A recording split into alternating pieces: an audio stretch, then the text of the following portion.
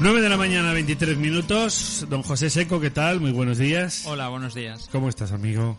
Pues muy bien, todavía de vacaciones escolares. Hombre, esto no se dice, ¿no? Queda un poquito raro. Esta semana estáis de vacaciones. Creo que todos los padres sabemos que nuestros hijos están de vacaciones. Os habéis dado cuenta, ¿verdad? Nos hemos dado cuenta. Bueno, la verdad es que gracias a ti, como siempre, y a tus compañeros del sindicato CESIF, vamos siguiendo la pauta, ¿no? La tónica en áreas tan sensibles y tan importantes como educación o sanidad. Tu compañero Fernando García, tengo ganas de que pueda venir, pero está muy ocupado. Estáis ahora en un proceso interno y obviamente va con muchas horas comprimidas, ¿no? Pero espero que venga pronto. Precisamente para ver y comprobar el tema de la evolución de la pandemia, anunciaba ayer la consellera de Sanidad, Ana Barceló, la creación de 9.000 plazas en esta materia, pero en fin, aquí hay mucha tela que cortar. Y lo que concierne a tu parte, al tema de la educación, pues aparte de haberos dado cuenta los padres de que los niños están en casa esta semana, en fin, desde ayer, como digo, pues ya no tenemos la obligatoriedad de llevar mascarillas en interiores, pero ¿la tienen o no los docentes? ¿La tienen sí o no los niños? Bueno, la normativa que se ha publicado esta misma semana pues hace que no sea obligatoria esa mascarilla por regla general y, según las palabras de la ministra, marca esas excepciones. En el caso de los centros educativos a nivel nacional, y después que cada comunidad autónoma pueda matizar en algún detalle algunos casos singulares, la norma general no es obligatoria la mascarilla en los interiores mientras se garantice esa ventilación.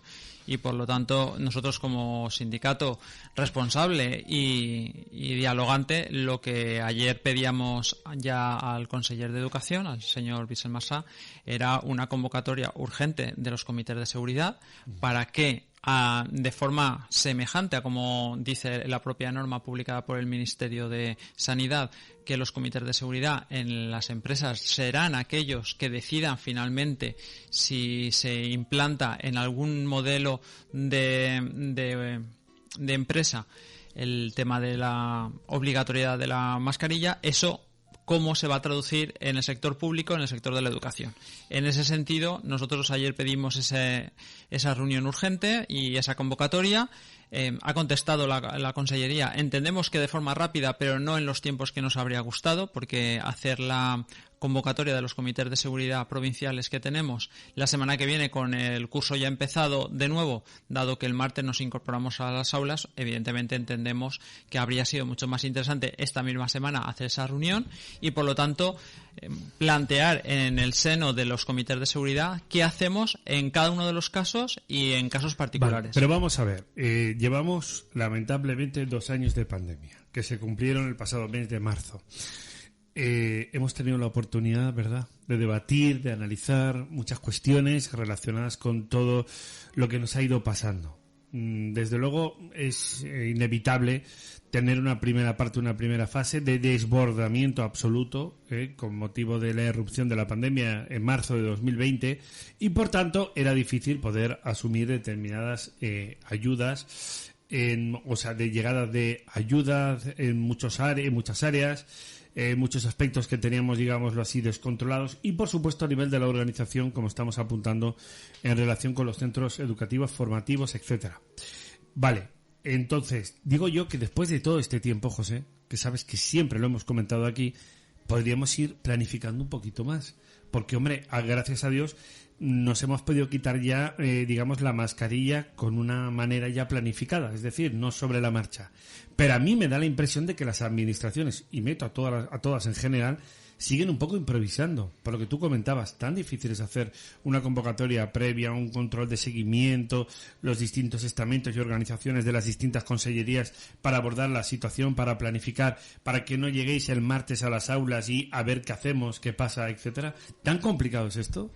No es complicado, es una cuestión de trabajo. Nosotros hemos propuesto esa convocatoria incluso esta misma semana porque entendíamos que eran las fechas adecuadas y la Consellería ha reaccionado, pero como te decía anteriormente, no en las fechas que a nosotros nos habría gustado.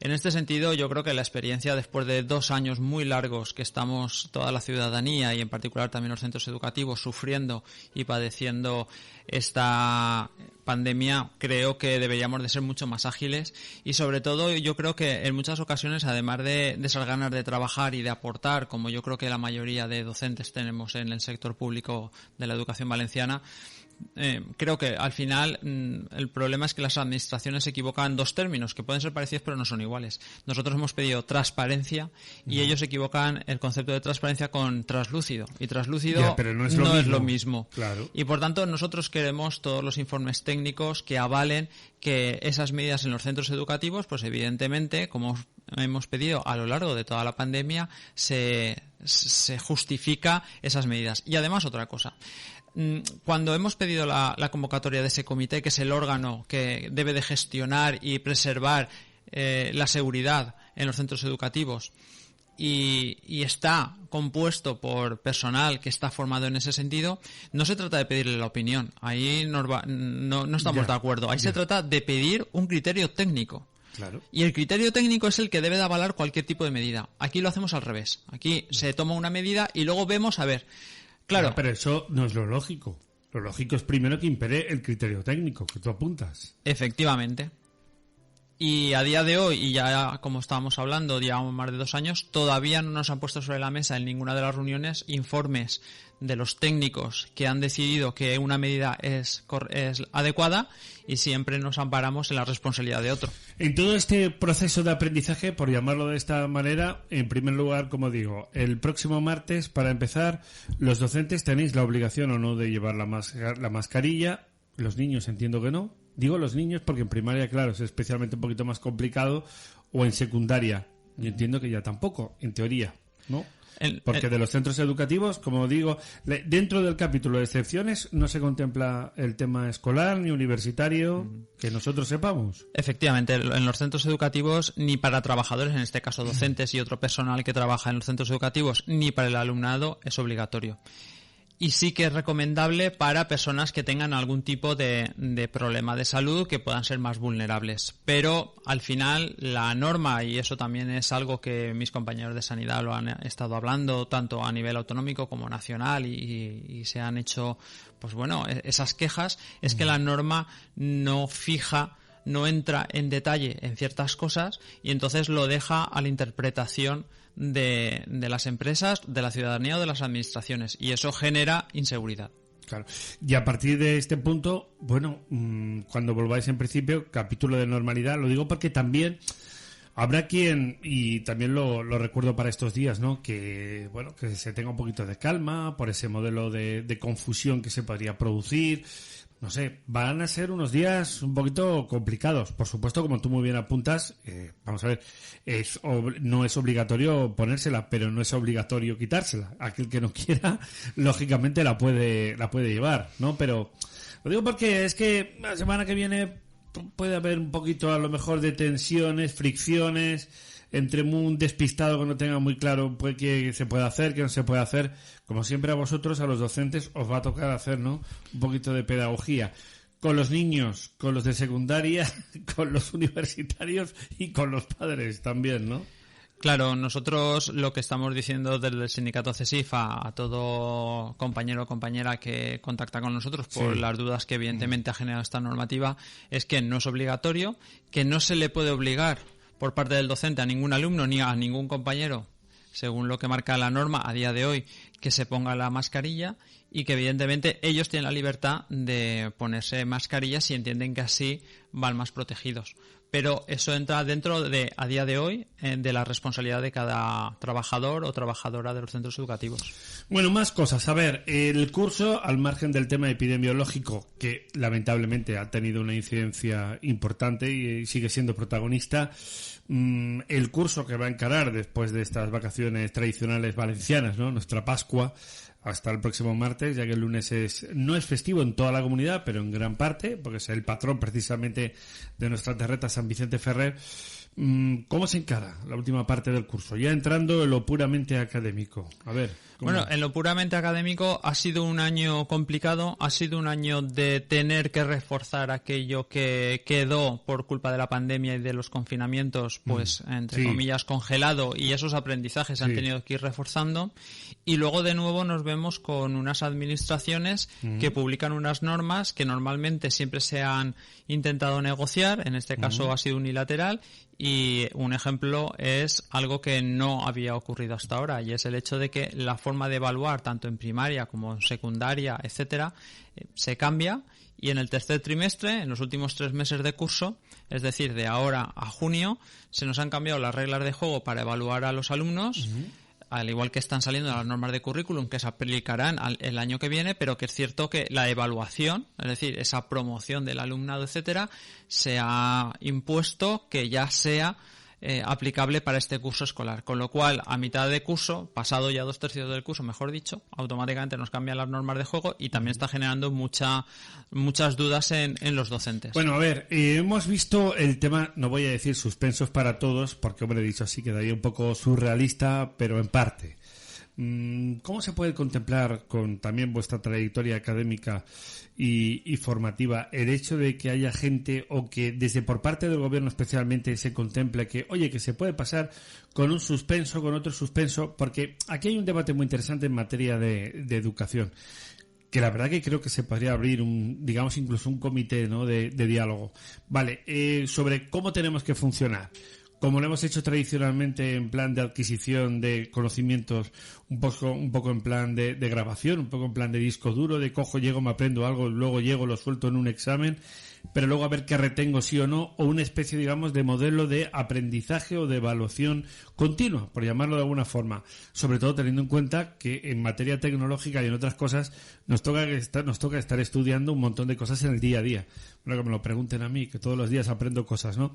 Quiero decir, ese podría ser un gran debate, pero claro, la fórmula de, oye, si hay un suspenso, 2 o 3, como que no pasa nada. Todo esto, ¿cómo se puede dirimir y qué se debe hacer? Luego te pregunto en materia lingüística también, pero empezando por este punto. Yo creo que, y es una idea que del sindicato CESIF defendemos, y yo personalmente soy un convencido de ello, es el hecho de que cualquier tipo de radicalismo extremo no es bueno. En este sentido, ni es bueno ser extremadamente exigente sin antes haber dado todo lo que se puede dar por parte de los docentes y del sistema educativo, ni se puede ser tan laxo que no pase absolutamente nada. Por lo tanto, yo creo que en el punto intermedio está lo interesante. A mí en estos casos, cuando hablamos o damos los cursos para docentes o cuando damos charlas, a mí siempre me gusta referenciar que lo importante es la competencia. Si alguien es competente, si alguien sabe hacer las cosas en el ámbito de sus conocimientos o de su trabajo, pues es un buen trabajador, es un buen estudiante. Se trata de eso. Y esas competencias se aprenden tanto aprendiendo algunas cosas que hay que aprender de memoria, como sobre todo sabiendo hacer las cosas. Y hay 4 niveles que a nivel europeo están muy consolidados y yo soy reivindicativo de ellos. Y al final los docentes nos hemos de plantear, y el alumno también, porque es su autoevaluación, 4 niveles de aprendizaje. No sé hacerlo, si estamos en el papel del alumno, sé hacerlo con ayuda, sé hacerlo y además sé explicarlo. Bueno, yo recuerdo una vez en la etapa académica, siendo todavía la fase, la etapa de la EGB, recuerdo que una vez una profesora me dijo, sobre lo que te he preguntado, bueno, me has contestado lo que me has querido contestar, o una parte de lo que me has querido contestar. Ahora te evalúo con una buena nota, porque lo que tú me has contado de los conceptos que tú has asumido o asimilado, me lo has explicado bastante bien, me lo has desarrollado. Es decir, bueno, no sé si esto valdría o no valdría. Es decir, a la hora de acaparar todos los conocimientos, toda la materia que nos queréis aportar o que aportáis los docentes, si lo tengo que asimilar todo o asimilo por lo menos una parte y tengo esa capacidad de desarrollo. Sí, es donde creo yo que estaría una parte, ¿no?, del debate, por no entrar en extremismo, por ejemplo. Porque es cierto que, José, sí que da la sensación, con el paso del tiempo también, que el hecho de voy asumiendo todos los conocimientos y lo hago un poco grabación, un modelo tipo disco duro, y luego me acuerdo de lo que me acuerdo, ¿no? Claro. Yo creo que el hecho, están muy bien los titulares de que hemos de generar alumnos críticos y que hay que generar alumnos que se pregunten sobre las realidades, ¿no? Yo no hablaría tanto de alumnos críticos, sino de alumnos que asimilan, digamos, el conocimiento y que luego tienen la capacidad de desarrollarlo, más que ser críticos. Sí, no, te digo lo que pone la ley. Bueno, pero es verdad que yo creo que el enfoque, y así lo trasladamos nosotros, y creo que la mayoría de docentes podemos estar de acuerdo en ello, es que los queremos críticos, argumentados y de saber llegar a acuerdos. De eso se trata. Es decir, yo puedo estar de acuerdo o no con algo, pero si tengo que llegar a un compromiso, al final tengo que ceder, ¿no? Y ambas partes deberían de ceder. Sí. Se trata un poco de eso y de analizar la información y no quedarte con la primera versión, porque bueno, con los medios de comunicación, pues seguramente cada uno tiene su editorial, pero en Internet no sabemos exactamente lo que pasa y sabes que nuestros jóvenes están muy expuestos a esas redes sociales y en muchas ocasiones a personas que, bueno, dan su opinión y a lo mejor esa opinión no es tan formada como la de un medio de comunicación, por ejemplo. Dicho esto, yo creo que al final se trata de que el alumnado sepa lo esencial y tenga la herramienta para ponerse al día. Ejemplo. Sí. Yo siempre lo explico así porque creo que es más sencillo. Los que aprendimos a programar en su época... Pues ya me dirás. En Pascal o en Basic... Ahora, evidentemente, somos dinosaurios de la informática. O el Quark Express, que me estoy acordando. Efectivamente. Pero, ¿tú te acuerdas de aquello? Pero si es... Me acuerdo y con cariño, pero, ahora. O sea, pero si aquellos son piezas de museo, no es que estemos en esa fase prehistórica, es que son piezas de museo. Claro. A nivel informático. Lo bueno, claro, pero Claro, también, perdona, cómo aplicarle, cómo enseñarle, por ejemplo, también a los chavales, claro, toda esa evolución, ¿no? Y aunque son ya nativos digitales, claro, estas generaciones nuevas, pero claro, es lo que nos ha demostrado respecto a ese tiempo que tú apuntabas que vivimos nosotros es que es una evaluación continua, por ejemplo. Efectivamente. En informática es que todo corre mucho. Claro. Entonces, claro, los que aprendimos en su día a programar de esa manera, a día de hoy, aprender otro lenguaje de programación nos resulta más sencillo porque las normas básicas de qué ocurre y de qué maneras tenemos que ver las opciones cuando ocurre una cosa o cuando no ocurre otra, eso lo sabemos hacer en el momento...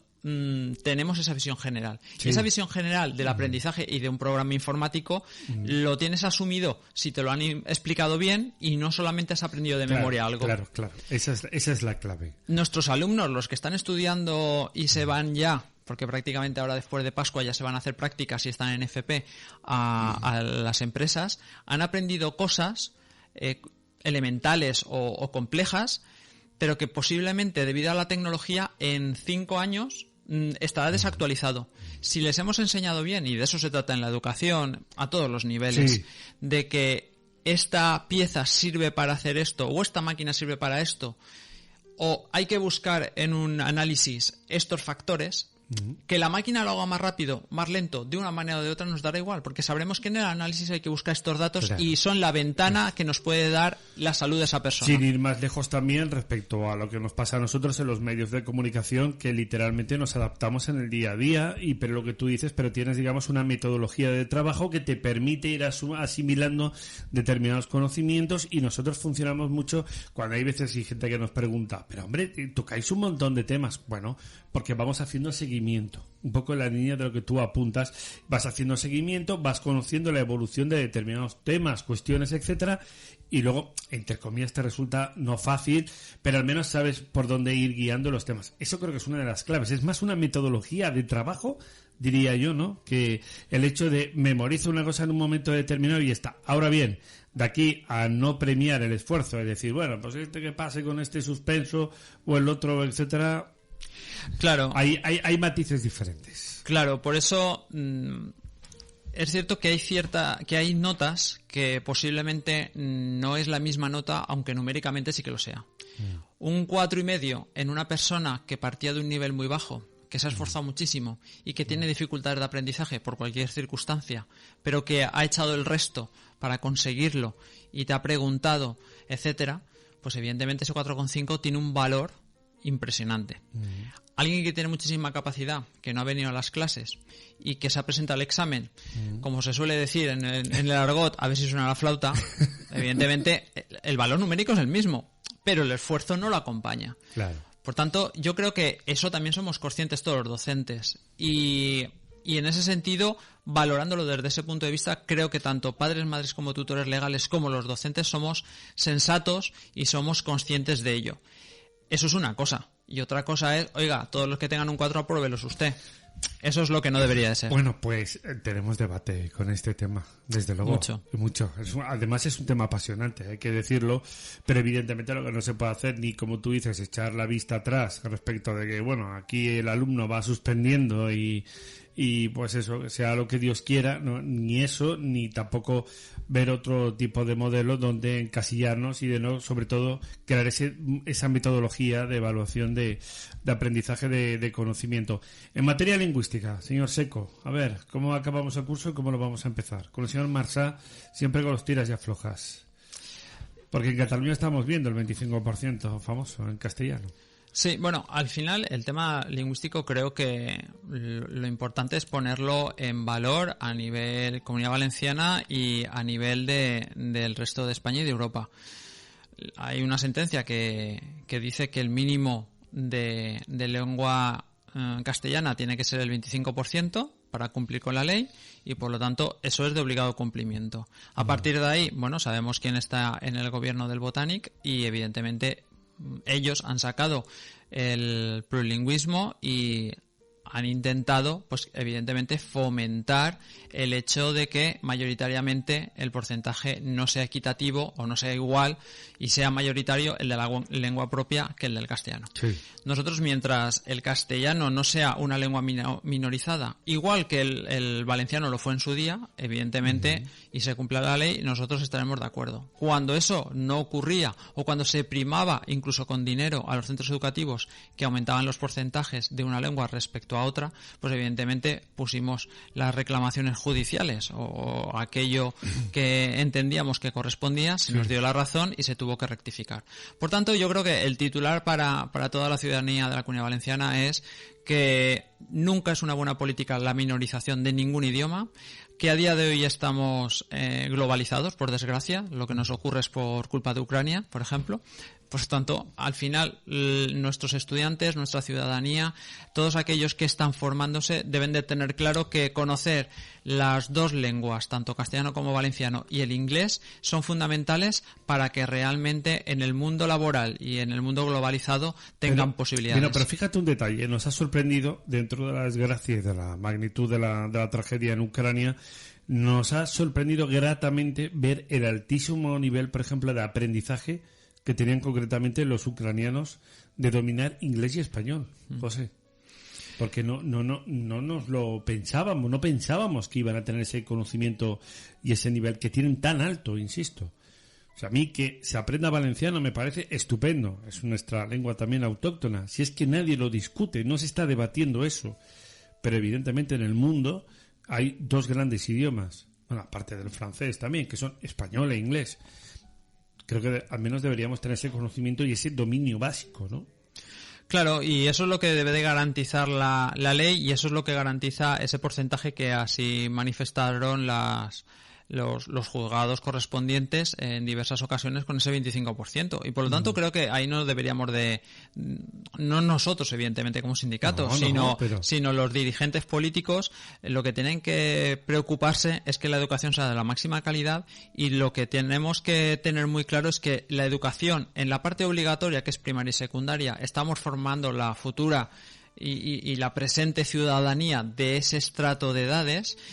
Pero cuando pasamos al posobligatorio, que es bachillerato, universidades y también la formación profesional, por ejemplo, o régimen especial, estamos generando ya los futuros trabajadores que lo que van a hacer es generar riqueza para la comunidad autónoma y para Europa y para España. Por lo tanto, creo que nos deberíamos de preocupar todos en que la educación tenga calidad y dejarnos de batallas lingüísticas, porque hay una norma que lo dice muy claro a nivel nacional y por lo tanto es poco discutible, y a partir de ahí preocuparnos más en que nuestros jóvenes sean los mejores preparados para que tengan los trabajos mejor remunerados y por lo tanto sean los mejores técnicos. Es que si tú miras, echas un vistazo al mercado laboral, por ejemplo, y luego ahora te voy a preguntar por el tema de la FP también, que me parece muy significativo.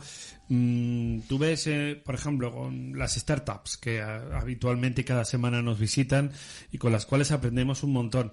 Bueno, allí hay dos idiomas, o sea, en ese concepto, sin ir más lejos, español e inglés. Luego pueden entrar otros. Repito, que el valenciano, bienvenido sea, y que aprendamos todo lo que tengamos que aprender y que lo dominemos lo mejor posible. Si eso no se discute, es que si fuésemos una terreta que no quisiéramos nuestro propio idioma, pero no es el caso. Pero cuando tú vas a cualquier sector, cualquier área empresarial, especialmente en el ámbito económico, etcétera, eso es lo que hay. Eso es lo que hay. ¿Dominas o no dominas uno de esos dos idiomas? Pues ya tenemos problemas. ¿A que sí? Entiendo que fuera de la Comunidad Valenciana, en la mayoría de comunidades autónomas, pues la lengua oficial que tienen es el castellano, y entiendo que la lengua, entre comillas, oficial de los negocios fuera de España, pues es el inglés. Y también es cierto que mi experiencia hace que yo sea muy equilibrado en el aprendizaje del castellano y del valenciano, porque creo que es la realidad. Sí. Yo recuerdo que realmente aprendí valenciano y comencé a hablar valenciano sin ningún tipo de problema cuando, para trabajar en la privada, que entonces trabajaba yo en el sector privado, lo necesitaba. Yo estaba en Alcira, yo estaba en Alginet, yo estaba en toda esa zona, y realmente si no hablabas valenciano no se podía trabajar, claro, porque había gente que no te entendía. Claro. Por tanto, yo creo que eso lo hemos de valorar, como tú bien dices, como nuestra lengua y lo importante que es, y no tener ningún problema de podernos comunicar en valenciano, en castellano y en inglés. Sí, y de eso se trata. Claro, pero Compromís le gusta llevar este debate al extremo. Ahí está Vicent Marsá. Claro, a ver, aquí el problema es que nosotros estamos en un punto de equilibrio y de convivencia y de no minorizar ninguna lengua, en este caso ni el valenciano ni el castellano, y hay partidos políticos con los cuales nosotros, desde ese punto de vista y como sindicato, no estamos de acuerdo, que es que ellos han pedido al propio conseller, que en su día, pues evidentemente estuvo de acuerdo con eso cuando no tenía responsabilidades políticas, y que algunas de las acciones que ha hecho iban en esa línea, pues evidentemente es que quieren lengua vehicular el valenciano, y nosotros evidentemente como CESIF no estamos de acuerdo. Entendemos que como lengua vehicular se debe cumplir la ley, y para eso tiene que existir ese mínimo. Es un mínimo, por favor, no el 25, oiga, no, eso es el mínimo. Sí. El mínimo de castellano, el correspondiente de valenciano y el correspondiente de inglés. Y nosotros siempre hemos defendido como sindicato CESIF que no estamos de acuerdo de que el valenciano sea la única lengua vehicular, porque eso implicaría minorizar una lengua, y en eso no estamos de acuerdo, ni cuando se hizo con el valenciano, ni ahora que se pudiera hacer con otro. Pues dicho queda sobre este tipo de debate. Otra cuestión más importante, ya que estamos hablando en materia educativa, y tiene que ver con recientemente, no recuerdo ahora la tasa, pero sí que el volumen o el porcentaje respecto de nuestro nivel de ninis. Somos el país de la Organización para la Cooperación y el Desarrollo, conocida popularmente como la OCDE, con la tasa de ninis, es decir, personas que ni estudian ni trabajan, más alta de Europa, más alta de la organización y, por supuesto, de Europa. ¿Esto cómo se entiende? ¿Cómo se explica?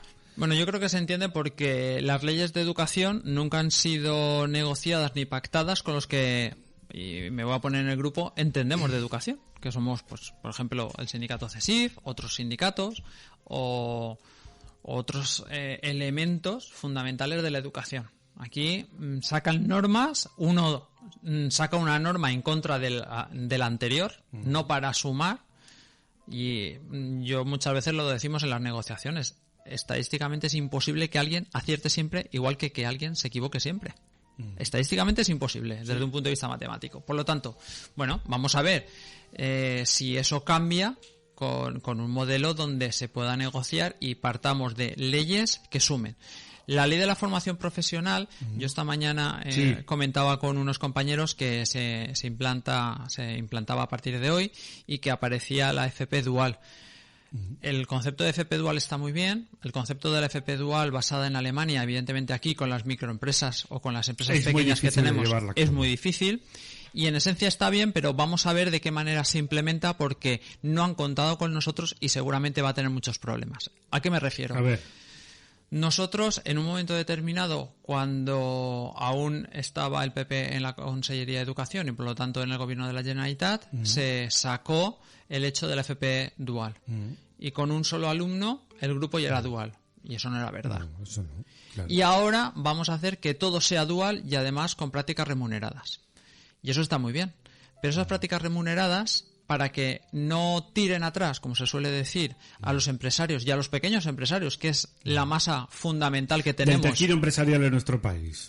Efectivamente, y en la Comunidad Valenciana, tenemos que poner herramientas que nos ayuden a que las empresas, una, colaboren, dos, vean una ventaja competitiva, el tener alumnado que a tiempo cero de contratar automáticamente sea de alto rendimiento para ellas, y evidentemente ese trabajo no se ha hecho y no se ha negociado. Por lo tanto, no es suficiente con poner una norma y decir hay que pagarlas, sino que automáticamente lo que hay que decir es no, se va a pagar, se va a hacer de esta manera, va a tener estos incentivos para el alumno y para la empresa. Vale, eso yo estoy totalmente de acuerdo, pero por ejemplo...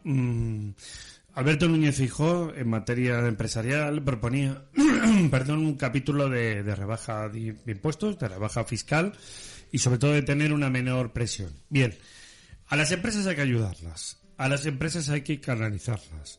También la ministra de Trabajo, Yolanda Díaz, apuntaba, como tú bien sabes, el hecho de poner en marcha un estatuto del becario. Estupendo, vale. ¿Por qué digo todo esto? Porque al final es todo una escala y todo un encaje, por lo que tú muy bien apuntabas. Si no tenemos manera humana de conectar a los centros formativos, educativos, etcétera, con las empresas, difícilmente podremos mejorar la situación ahora mismo que tenemos en España de desempleo. Tercera tasa de desempleo en Europa, no de ninis, sino de desempleo, 14%, aunque vaya mejorando. Quiero decir con ello, si no hay toda la salida posible desde el ámbito académico, por ciclos superiores formativos, universitarios, etcétera, para poder formar parte de las empresas, la otra solución, como tú muy bien apuntas, es la formación profesional.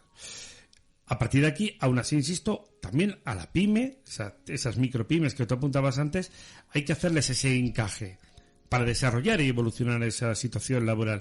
Porque si no, es verdad que en un porcentaje también importante generamos ese desencanto en la gente joven. Y de ahí viene toda esa escala, viene toda esa cadena, José. Ese es el gran problema.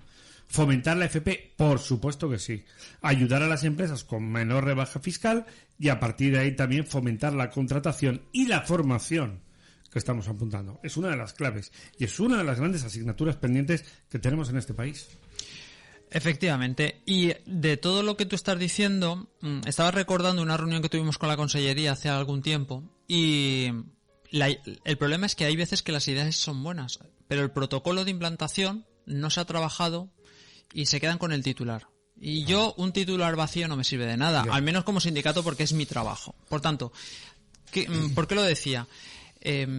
Apareció la figura de prospectores, que además parte de esa financiación viene por parte de Europa. Y estos prospectores hacían ese trabajo de enlace entre empresa, o deben de hacer ese encaje entre empresa y centros educativos.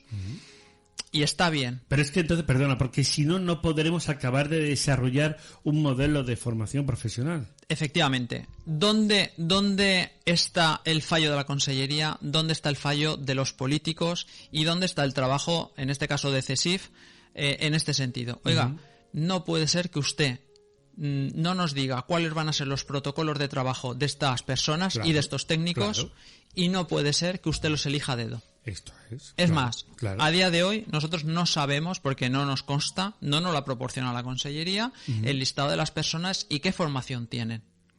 Y no tenemos ese rendimiento de esas personas que seguramente con muy buena intención lo están haciendo, pero no tienen esos protocolos, no tienen unos objetivos y no tienen un plan de actuación general ni conocido. Y por lo tanto ahí es donde aparece el hecho del titular vacío o la diferencia entre transparencia y traslúcido. Está muy bien la medida, pero es un cristal velado, que sabemos que hay algo detrás moviéndose, pero no nos han querido explicar las cosas. Oiga, siéntese usted en la mesa como Consellería de Educación, claro, como Dirección General de claro, Formación Profesional, claro, hablemos, claro, aportemos cada uno desde nuestra experiencia y hagamos un verdadero plan donde el dinero público, en este caso tanto de la comunidad autónoma como en este caso también de la Unión Europea, sí, le saquemos rendimiento. Claro, esta es una de las claves, don José Seco. Por cierto, son temas apasionantes, los que estamos tocando hoy aquí, que para eso te tenemos a ti. ¿Cuánto sabes de educación? FP, amigo, la quiero mucho. ¿Cuánto sabes? Oye, rápidamente, que nos queda un minutito escaso. ¿Alguna pincelada, algún adelanto de lo que está por venir en el curso 2022-2023? Bueno, hay aperturas, empezamos a ver aperturas de matrículas, en fin.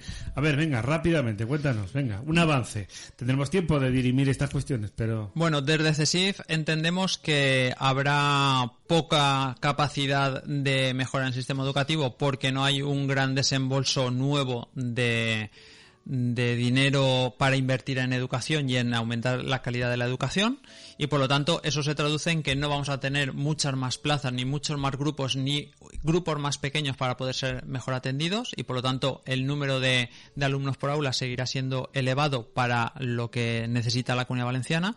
Y luego, por otro lado, tanto en bachillerato como en FP seguramente tampoco tendremos las plazas adecuadas para dar respuesta a esas necesidades. La FP no va a tener tantas plazas como demanda hay de esos ciclos formativos, sí, y bachillerato entramos con la aplicación de los 5 modelos o modalidades diferentes de bachillerato, y muchos centros están encontrando que no tienen espacio para implementar las nuevas modalidades. Bueno, pues por tanto hay trabajo por hacer, ¿eh?